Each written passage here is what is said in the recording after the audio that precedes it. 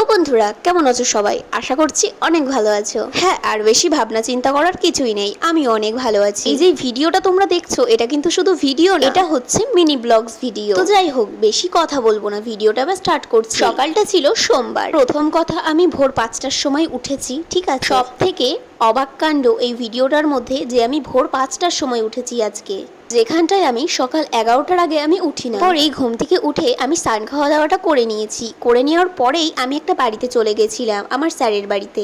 স্যারের বাড়িতে যাওয়ার পরেই দেখি স্যারের বৌমা আমাকে চা দিচ্ছে। তো সকাল সকাল চাটা না খেলে কেমন একটা হয়, চাটা খেয়ে নিলাম, তারপর গলাটা একটু ভালো লাগলো। পরেই আমরা অটো নিয়ে বেরিয়ে পড়েছি কাজ যাওয়ার উদ্দেশ্যে।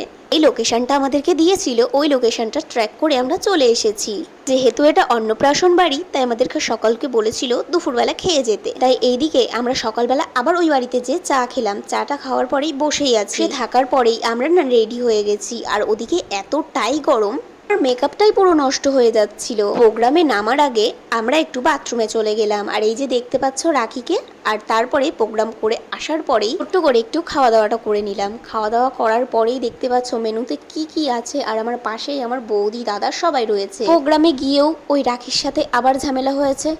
যেহেতু রোজকার ঝামেলা, তাই আমি কিছু গায়ে লাগাচ্ছি না। তো টাটা বাই বাই করে আমরা চলে আসলাম বাড়ির উদ্দেশ্যে। সন্ধ্যা 6:30 বাজে। এতটাই ক্লান্ত ছিলাম যে আর কি বলবো। বাড়ি আসার ব্লগটা তোমাদেরকে একটু শেয়ার করতে পারিনি, তার জন্য সরি। তো যাই হোক, বাড়ি আসতে আসতে আমার ফোনেও চার্জ ছিল না, ফোনটাও সুইচ অফ হয়ে গেছিল, তাই ভিডিওটা কন্টিনিউ দিতে পারি। ভিডিওটা কেমন লাগলো অবশ্যই কমেন্ট করে তোমরা বলবে।